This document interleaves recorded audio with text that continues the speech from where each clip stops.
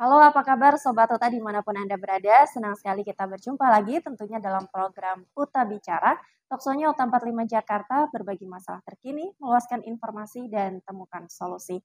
Hari ini saya sudah bersama dengan 3 narasumber. Saya perkenalkan satu persatu. Yang pertama ada Bapak Dr. Rudiono Darsono. Apa kabar Bapak? Baik, baik. Selamat siang. Selamat siang. Terima kasih atas waktunya Bapak. Terima kasih. Kemudian yang kedua ada Bapak Bambang Sulistomo. Beliau adalah Ketua Yayasan Uta 45 Jakarta. Ya. Terima kasih atas waktunya Pak Bambang. Ya, terima kasih. Salam. Selanjutnya yaitu ada Rektor Uta 45 Jakarta Bapak Rajes Kana. Terima kasih atas waktunya Pak. Terima kasih. Sobat Uta, hari ini kita akan membahas soal penindasan dan penzoliman yang dilakukan oleh oknum-oknum di kementerian kepada perguruan tinggi melalui kasus pemblokiran SABH Yayasan. Langsung saja kita bahas dengan narasumber saya. Yang pertama pertanyaan Bapak Rudi, Pak Bambang, dan Pak Rajes terkait dengan pemblokiran yayasan oleh Ditjen AHU. Ini keberlanjutannya bagaimana Pak? Jadi gini ya, untuk keberlanjutannya itu ya kita tetap jalankan, kita tetap layani permainan kekuasaan ya, yang dilakukan secara sewenang-wenang oleh Dirjen AHU kepada masyarakat umum. Sebenarnya yang kena kan bukan cuma kita ya, banyak yang kena sebenarnya. Cuman mungkin saat ini baru kita yang berani bersuara atau mau bersuara. Ya sebenarnya yang diperas, dijolimi dan ditindas oleh para penguasa itu ya di Dirjen AHU itu di Kemenkumham sangat banyak. Ya, cuman saat ini ya yang tadi saya sampaikan, mungkin kita yang masih punya nasionalisme yang kuat dan tidak mempunyai beban ya, karena kita tidak pernah mengharapkan sumbangan, dukungan apapun dari pemerintah ya. Jadi kita nggak pernah disumbang, kita nggak pernah minta sumbangan, dan kalau sumbangan yang bukan nggak ada ya, kita ada disumbang juga beberapa kali, tapi mereka mintanya bagi hasil ya, kan lucu, jadi kita nggak mau terima. Jadi mereka mau sumbang tapi kita diminta mengembalikan sebagian sumbangan itu kepada mereka ya, gitu kita nggak mau ya. Jadi kita mau independen sebagai dunia pendidikan, bahwa kita mempunyai komitmen bagaimana mencerdaskan bangsa, membangun karakter bangsa secara nasionalis. Ya, bukan hanya membangun karakter bangsa, tapi bagaimana membangun nasionalisme, peningkatan kualitas ya SDM bangsa ini. Itu komitmen dari UTA 45 Jakarta ya. Karena pemimpin tanpa komitmen, keyakinan dan kebijaksanaan dalam mengelola sebuah institusi ya nggak ada gunanya juga ya. Jadi integritasnya mau ditaruh di mana itu. Itu aja. Ya jadi terus aja kita ikutin. Kita ikutin para bajingan-bajingan politik, bajingan-bajingan kekuasaan ini bermain-main dengan kekuasaannya yang masih mereka nikmatin pada hari ini. Tapi yakin nggak yang selalu saya sampaikan, baju kekuasaan itu pasti akan berganti. Pasti akan berganti. Ada saatnya kekuasaan mereka itu berganti dan mereka akan ditindas juga. Mungkin lebih dari apa yang mereka lakukan kepada kita. Ya. Pasti itu. Hukum karma harus dibayar tunai nanti. Ya, saya yakin itu. Saya yakin itu. Ya. Itu dari saya. Baik, terima kasih Pak Rudi. Pak Bambang, selaku Ketua Yayasan, seperti apa Pak kelanjutan dan kemajuan dari kasus ini? Saya kira yang dikatakan Pak Rudiono ini benar, bahwa setiap kekuasaan itu pasti ada akhirnya dan pasti berganti. Tidak ada kekuasaan dalam negara yang demokrasi itu terus menerus. Kita kan bukan kerajaan, ya. Jadi akan berganti. Nah, pada saat pergantian itulah seharusnya setiap penguasa yang akan berganti, seharusnya dia harus semakin banyak menanamkan budi pada rakyatnya. Sebaiknya dia harus menanamkan kebaikan pada rakyatnya, sehingga pada saat dia berganti, maka dia akan dikenal sebagai penguasa yang baik budi, punya kebaikan buat masyarakatnya. Nah, sekarang ini kita mengalami hal yang lain. Kita yang sudah berdiri sejak tahun 1952, perguruan tinggi kita, ternyata kita mengalami hal yang belum pernah terjadi, yang pernah kita alami, yaitu penghentian upaya untuk mengganti kepimpinan yayasan. Dan itu biasanya kita nggak pernah dihalangi. Sekarang kalau ada dihalangi, buat kita satu hal yang aneh. Dan alasannya tidak ada, alasannya hanya sekedar usulan-usulan dari orang-orang yang tidak punya hak yuridis pada yayasan kita, ya. Misalnya alumni. Dalam undang-undang yayasan, alumni itu tidak punya hak yuridis pada yayasan, ya, tidak ada punya hak yuridis apalagi pada perguruan tinggi kan. Oleh sebab itu kita akan terus berjuang. Kita bersama-sama Sivitas Akademika Universitas 17 Agustus akan terus berjuang apapun, karena kita yakin bahwa masyarakat akan menilai bahwa yang kita perjuangkan benar. Kita tidak mengada-ngada, kita tidak melawan presiden, tidak melawan wakil presiden, tidak melawan siapapun. Yang kita lawan adalah ketidakadilan. Yang kita lawan adalah kejahatan-kejahatan. Yang tadi dikatakan Pak Rudi itu kebusukan-kebusukan. Yang kita lawan itu. Dan mudah-mudahan saja kita harapkan pemerintah mau mendengar ini dan mau menyadari bahwa ada perbuatan yang dilakukan oknumnya yang tidak benar, yang seharusnya tidak dilakukan pada saat akhir masa jabatan. Seharusnya mereka menanamkan budi dong, menanamkan kebaikan kok. Kok malah seperti ini? Saya kira itu yang. Terima kasih. Terima kasih Pak Bambang. Pak Rajes, seperti apa Pak kemajuan dari kasus ini? Kalau dari saya atas nama Universitas 17 Agustus ya, selaku rektor, saya memandang ini sesuatu tindakan yang tidak layak dilakukan oleh Kemenkumham. Mereka punya struktur yang begitu baik, mulai dari menteri, dirjen, ada sekjennya lagi, dan sebagainya. Struktur saling monitoring, saling mengingatkan, dan sebagainya. Hal ini dan mereka tahu bahwa adanya proses pemblokiran di Universitas 17 Agustus. Seharusnya mereka aware dong. Kita sudah bersurat berapa kali. Berarti mereka nggak bisa jadi role model sebagai tokoh bangsa atau pemimpin. Kalau dikatakan Pak Bambang dan Pak Rudi sebagai penguasa ini mereka kan, jadi apakah mereka mau menunjukkan dirinya sebagai penguasa? Ini bukan saatnya untuk itu. Yang dibilang Pak Rudi betul, ada masanya kamu. Sampai kapan? Gak bisa. Tolonglah bertobat. Bertobat. Gak pantas.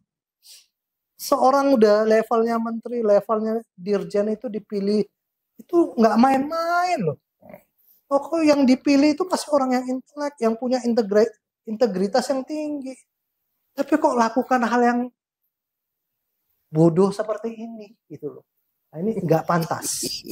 Kami dari dunia pendidikan sangat malu, dan kita juga untuk mendidik anak bangsa sebagai contoh, masa ngambil contohnya pejabat-pejabat yang bobrok, nggak jadi role model kan.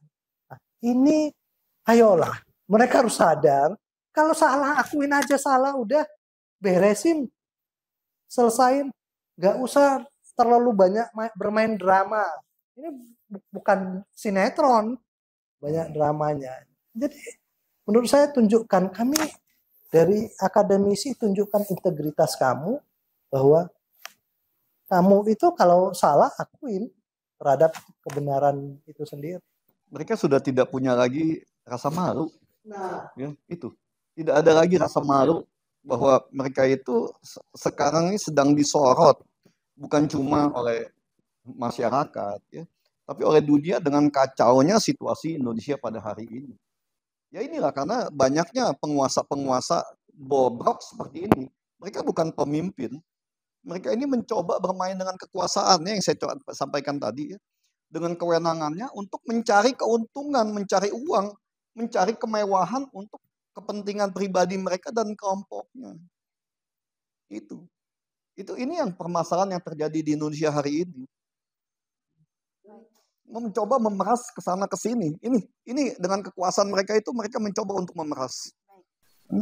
Menyambung pernyataan Pak Rudi tadi Pak, memperkaya diri sendiri, memeras, mencari keuntungan untuk diri sendiri atau untuk kelompoknya, begitu ya Pak. Tim kami mendapatkan informasi bahwa ada oknum yang datang ke UT 45 Jakarta untuk melakukan negosiasi supaya pemblokiran ini dicabut. Benar atau tidak? Dari mana kali kamu tahu ini kan? Ya. Oke, kamu udah tanya, saya buka sekalian ya. Jadi waktu itu ada satu oknum, ya saya masih sebut oknum ini kan, walaupun terlalu banyak oknum di Kemenkumham ini kan, di Ditjen AHU ini ya. Saya sebutkan waktu itu ada satu oknum, salah satu oknum direktur kalau nggak salah ya. Ya, direktur atau apa saya nggak tahu ya, pada Ditjen AHU yang beberapa kali datang kemari, nggak cuma satu kali ya, yang mengaku bisa akan membereskan ini gitu kan. Cuma saya nggak mau terima sendiri waktu itu, dia mau ketemu saya karena ini saya nggak mau terima juga. Jadi kita terima dia itu di ruang rapat. Jadi saya dengan para pimpinan waktu itu, ya para pimpinan universitas, ada Pak Rektor juga, ada yang mantan rektor, waktu itu masih ada rektornya masih Bu Virgo ya, ada Bu Virgo, ada banyak teman-teman di situ, dia datang di situ, ada direktur pasca sarjana juga di situ. Waktu itu ya ada Mayor Jenderal Heru Cahyono, ya dia kebetulan waktu itu beliau sebagai direktur pasca sarjana. Ada banyak, ada yang datang bertemu pada apa? Saya minta untuk bertemu juga dengan oknum direktur di Ditjen AHU waktu itu. Ya dia banyak ngomong sana sini semua segala macam, walaupun pertamanya ya berbicara tentang ada ini, tapi prinsipnya bahwa dia bisa membantu untuk membuka dan meminta kepada dirjen untuk membuka ini. Ya. Cuma karena satu dan lain hal, kita cuma ketawa aja lah ya, nggak ini. Yang sampai akhirnya waktu itu saya masih ingat waktu itu ya, saya naik Mercy putih, karena saya taruh di bawah mobil Mercy saya kan. Sambil itu dia bicara apa? Dia bicara waktu itu bahwa Pak, itu mobilnya boleh juga itu Pak kalau dikasih buat dirjen, buat Pak Dirjen gitu katanya kan. Ya saya cuma ketawa aja kan. Saya nggak ladenin juga, saya nggak layani begituan ya, karena saya nggak ya prinsipnya 17 Agustus tidak pernah mau menyuap lah. Ya hanya untuk kepentingan, karena perbuatan kita ini, kegiatan kita di kampus ini bukan untuk kepentingan kita pribadi. Enggak. Kita sudah punya kehidupan yang lebih dari cukup untuk hanya kehidupan secara normal di negeri ini atau di inilah ya, di dunia ini. Jadi karena kita tidak punya terlalu banyak kepentingan juga, ya udahlah terserah mau diapain juga kan. Ya, secara operasional juga kita tidak terlalu terganggu kan. Ya kita nggak layani juga. Ya kita nggak ladenin. Ya dengan tidak kita layani, dan juga informasi dari Pak Bambang Prabowo kemarin kan di podcast kita yang lalu ya, bahwa adanya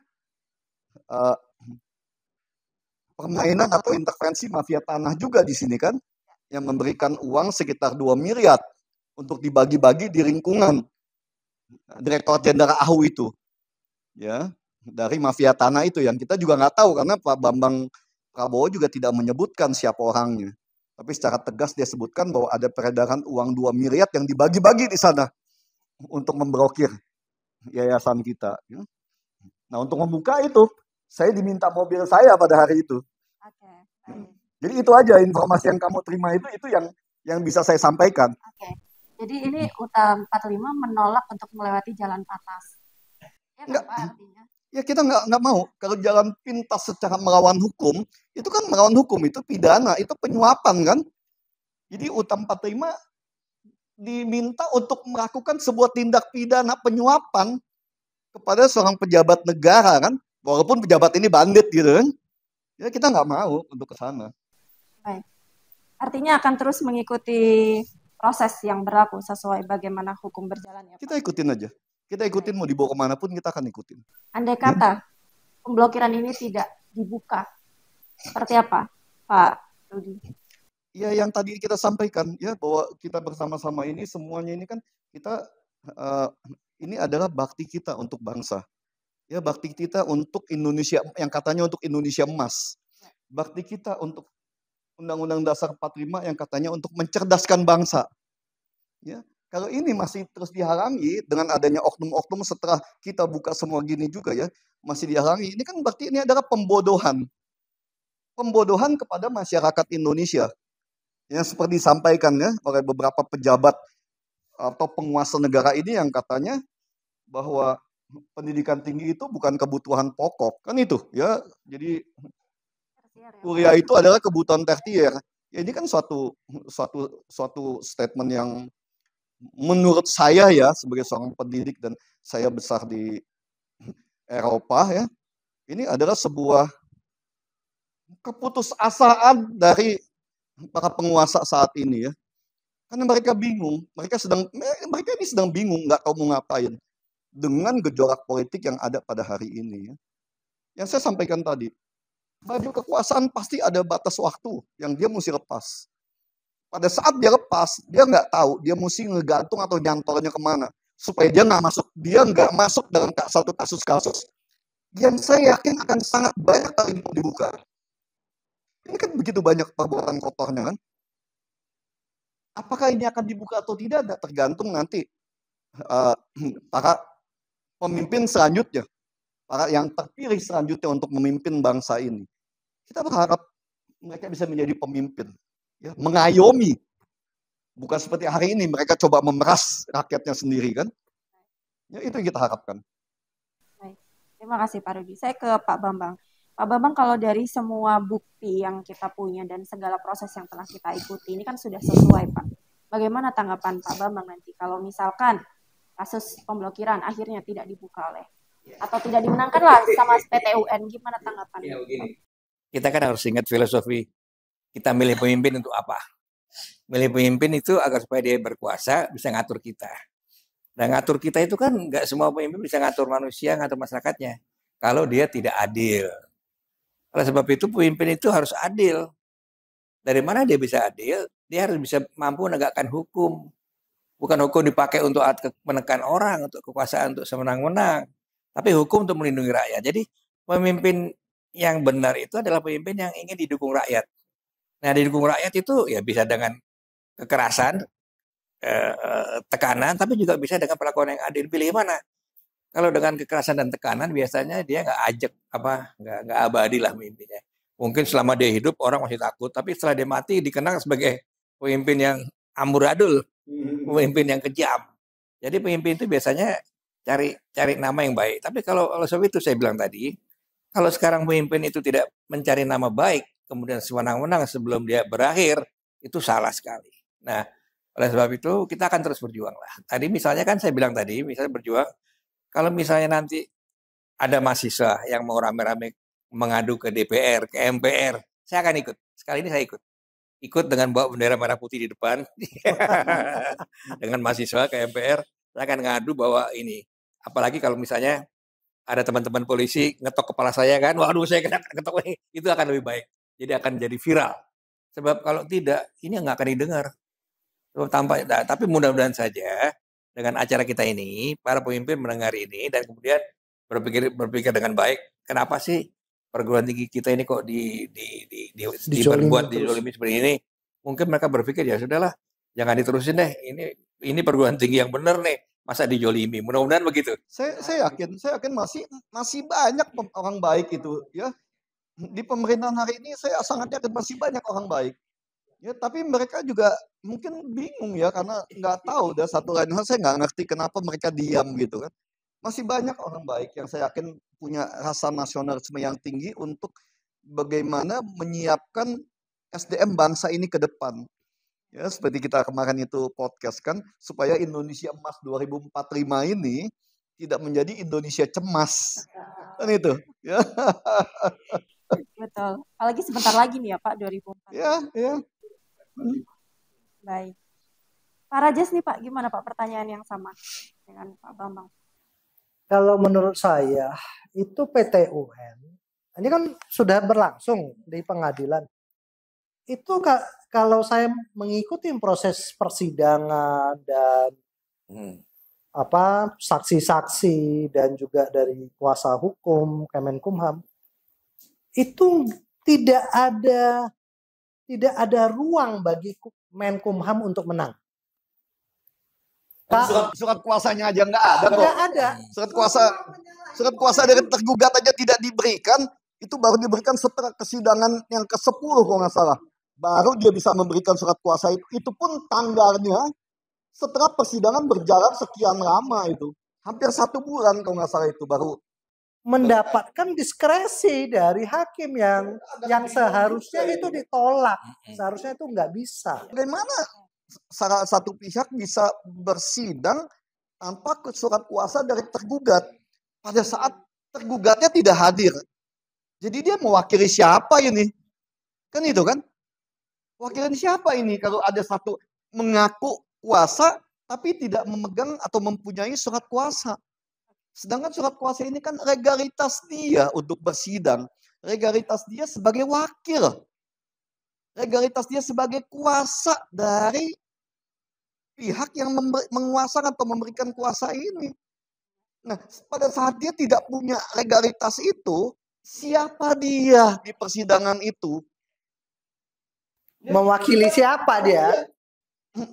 Dan untuk apa dia ada di situ, di sidang itu kan? Saya seorang praktisi hukum jadi bingung. Ngapain ini sidang ini kan? Pada saat orang yang tidak punya hak ada di situ cawe-cawe. Kan ini yang namanya cawe-cawe ini kan. Padahal dia tidak punya kewenangan, tidak punya kuasa, tidak punya legal standing sama sekali di sana. Tapi tetap diakomodir, Pak. Mungkin apa karena nama besar Kumham, Menkumham.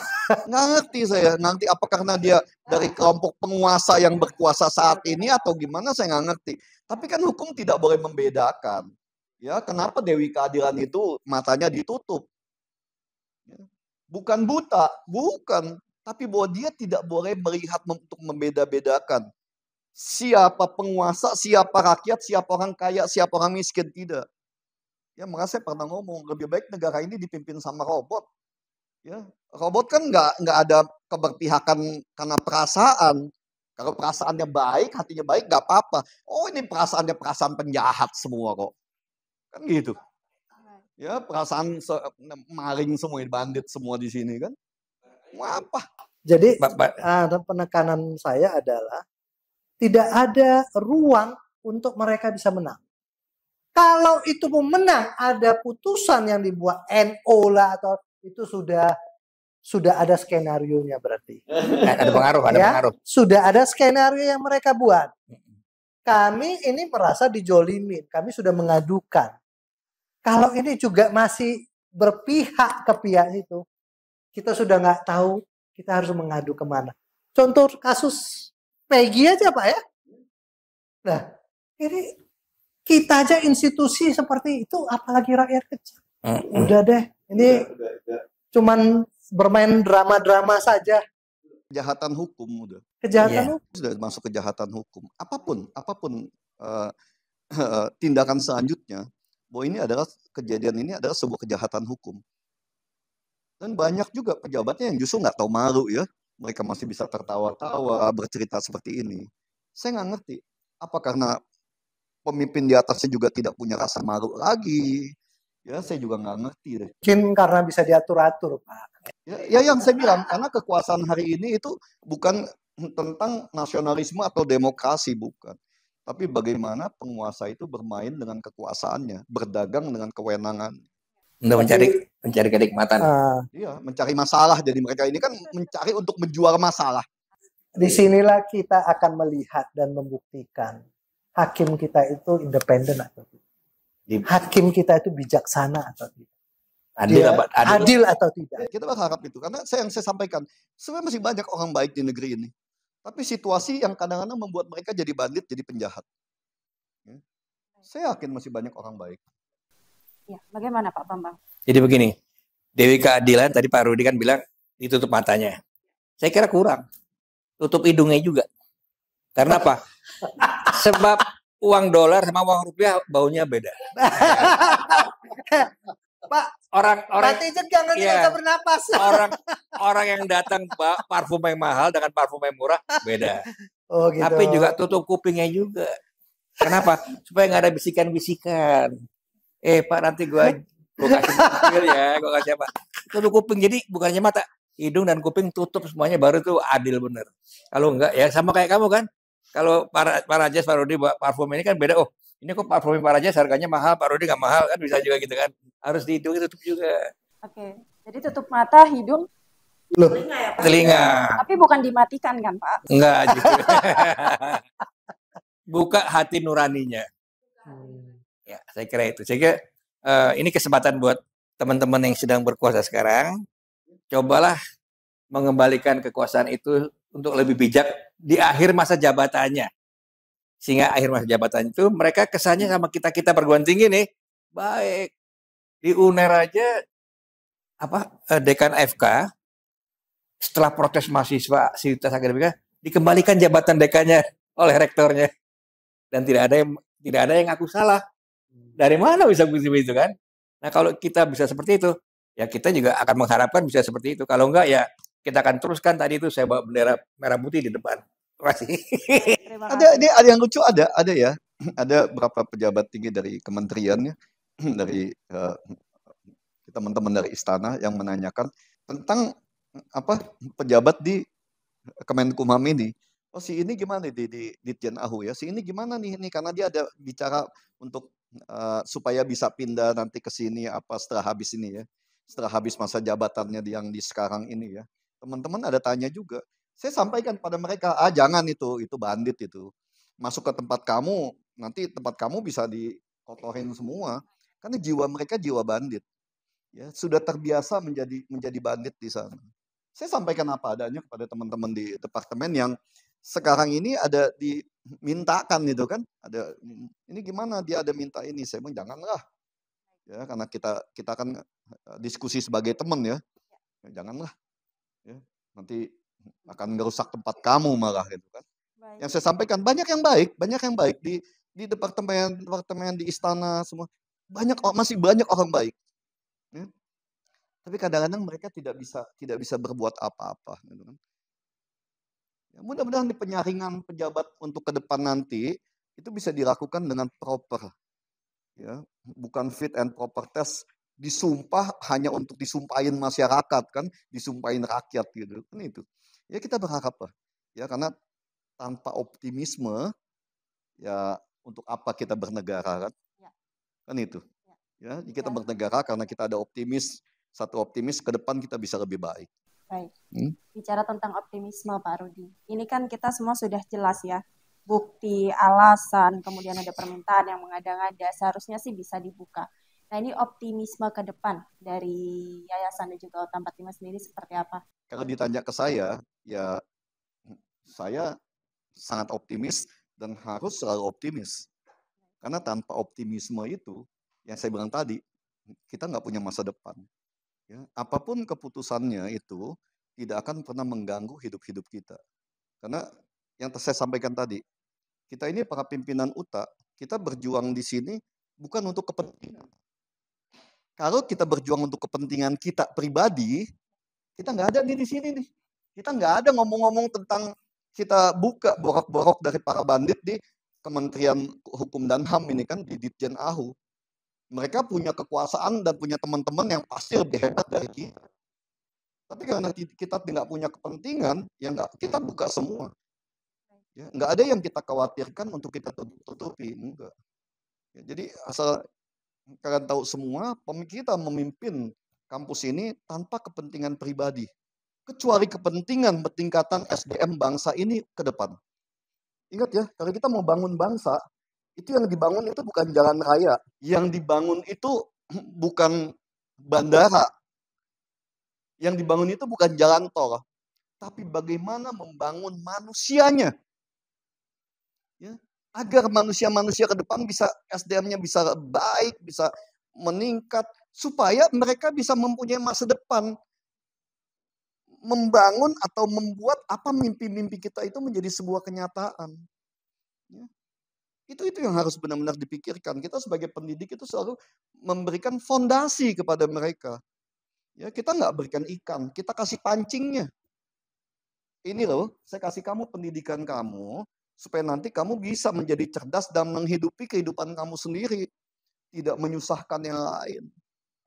Itu prinsipnya. Jadi optimisme itu harus selalu ada. Apalagi kita di akademisi ya, di orang-orang dunia pendidikan. Kita kan selalu optimis. Dan yang pasti yang saya sampaikan tadi, kita nggak punya kepentingan. Ya, kita nggak punya kepentingan untuk pribadi kita. Kepentingan kita adalah bagaimana mendidik generasi muda ke depan menjadi generasi emas. Kita lakukan, bukan hanya dengan omongan. Ya, itu kita lakukan dengan tindakan dan perbuatan. Ya, oke itu aja, makasih ya. Terima kasih Pak Rudi. Pak Bambang sekalian closing statement. Jadi begini, saya waktu masuk ke sini saya pelajari kedua tokoh ini, Pak Rudi dan Pak Rajas. Ternyata mereka berjuang sejak zaman susah di sini, dan mereka berdua memang habis-habisan dengan segala daya untuk memperjuangkan kualitas dari perguruan tinggi kita. Saya bersedia masuk sini. Yang kedua bahwa fit and proper test itu tadi kata Pak Rudi, betul. Tapi kan kita dengar sendiri orang untuk jadi KPK, untuk jadi Hakim Agung, kan ada fit and proper test. Ternyata bukan fit and proper test yang berjalan, fit and broker test. Fit and broker test, broker, tes untuk melalui broker itu. Jadi fit and broker test ini yang terjadi di seluruh jabatan itu. Nah, yang ketiga bahwa memang optimisme harus kita jalankan, sebab kalau nggak optimis ini perguruan tinggi ini udah jatuh bener dulu 10 tahun yang lalu. Sekarang kita beruntung sudah meningkat dan kualitas perguruan tinggi kita sudah diakui, sudah baik sekali tingkatnya itu baik sekali. Dan ini kan hasil perjuangan tanpa minta kiri kanan, ya. Kalau diberi ya kita terima sama pemberi, tapi tanpa minta kiri kanan kita berhasil meningkatkan kualitas perguruan tinggi. Dan ini optimisme yang banyak dimiliki oleh bangsa ini, tapi tidak dikelola dengan baik. Dikelolanya hanya dengan cara coba-coba yang tidak punya perencanaan. Artinya dikelola secara berjudi. Ya, baik syukur, nggak baik ya sudah. Nah, tapi perguruan tinggi kita UT 45 ini dikelola dengan perencanaan yang baik. Dan saya yakin kita bisa lebih baik lagi. Terima kasih. Amin. Baik. Terima kasih Pak Bambang.